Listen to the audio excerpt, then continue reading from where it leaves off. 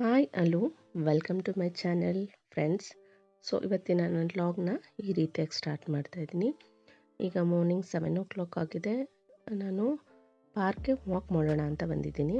ಅದ್ರ ಮಧ್ಯೆ ಕೂಡ ನಾನಿಲ್ಲಿ ಇರೋಂಥ ಸ್ಟ್ಯಾಟ್ಯೂಸ್ ಎಲ್ಲ ರೆಕಾರ್ಡ್ ಮಾಡಿಕೊಂಡೆ. ಅದಾದಮೇಲೆ ಸನ್ರೈಸ್ ಕೂಡ ರೆಕಾರ್ಡ್ ಮಾಡಿಕೊಂಡೆ. 7:50 ಆಗಿತ್ತು.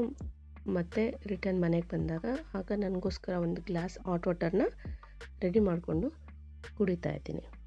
ಸೊ ಇದಾದ ನಂತರ ನಾನು ಹೋಗಿದ್ದು ಹೊರಗಡೆ ಕಸ ಎಲ್ಲ ಗುಡಿಸ್ಬಿಟ್ಟು ಕ್ಲೀನ್ ಮಾಡಿ ರಂಗೋಲಿ ಹಾಕೋಣ ಅಂತ. ಈಗ ಅದನ್ನೆಲ್ಲ ಕಸ ಎಲ್ಲ ಗುಡಿಸಿ ಒರೆಸ್ಬಿಟ್ಟು ರಂಗೋಲಿ ಹಾಕ್ತಾಯಿದ್ದೀನಿ. ರಂಗೋಲಿ ಹಾಕಿದ ನಂತರ ನನ್ನ ಫೈನಲ್ ರಂಗೋಲಿ ಲುಕ್ಕು ಈ ರೀತಿಯಾಗಿತ್ತು.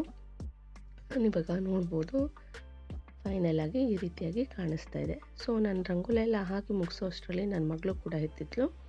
ಅವಳಿಗೋಸ್ಕರ ಟಿ ವಿಲಿ ಸ್ವಲ್ಪ ರೈಮ್ಸ್ ಎಲ್ಲ ಹಾಕಿ ಸ್ವಲ್ಪ ಅವಳಿಗೆ ಡ್ರೈ ಫ್ರೂಟ್ಸ್ ಕೂಡ ಕೊಟ್ಟಿದ್ದೀನಿ ತಿನ್ನೋದಕ್ಕೆ.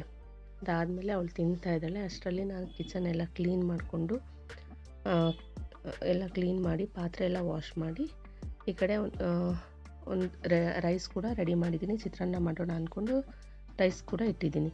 ಸೊ ಇದೆಲ್ಲ ಪಾತ್ರೆ ಎಲ್ಲ ವಾಶ್ ಆದಮೇಲೆ ಚಿತ್ರಾನ್ನಕ್ಕೆ ಏನು ಬೇಕೋ ಒಗ್ಗರಣೆಗೆ ಅದೆಲ್ಲ ಕಟ್ ಮಾಡ್ಕೊಳ್ತಾ ಇದ್ದೀನಿ.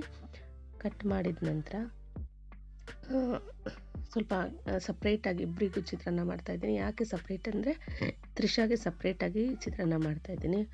ಅವಳು ಸ್ಪೈಸಿ ಆಗಿರೋದನ್ನ ತಿನ್ನೋಲ್ಲ, ಅದಕ್ಕೋಸ್ಕರ ಅವಳಿಗಂತ ಸಪ್ರೇಟ್ ಚಿತ್ರಾನ್ನ ಮಾಡಿದ್ದೀನಿ.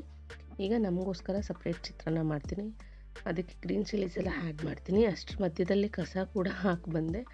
ಅದಾದ ನಂತರ ಚಿತ್ರಾನ್ನ ರೆಡಿ ಮಾಡಿ ಸ್ನಾನ ಮಾಡಿ ಪೂಜೆ ಮಾಡಿ ನಂತರ ನನಗೋಸ್ಕರ ಸ್ವಲ್ಪ ಟೀ ಮತ್ತು ಬನ್ ರೆಡಿ ಮಾಡಿದೆ. ಅದಾದಮೇಲೆ ಅವಳು ಶೂ ವಾಶ್ ಮಾಡಿದೆ. ಅದು ಡ್ರೈ ಆಗೋಷ್ಟೊತ್ತಿಗೆ 4 o'clock ಕೂಡ ಆಗಿತ್ತು. ಅದಾದ ನಂತರ ಅವಳನ್ನು ಡ್ಯಾನ್ಸ್ ಕ್ಲಾಸ್ಗೆ ಕರ್ಕೊಂಡೋಗಿ ಅಲ್ಲಿ ವೆಯ್ಟ್ ಮಾಡಿ ನಂತರ ಅವಳನ್ನು ಕರ್ಕೊಂಡು ಬಂದೆ.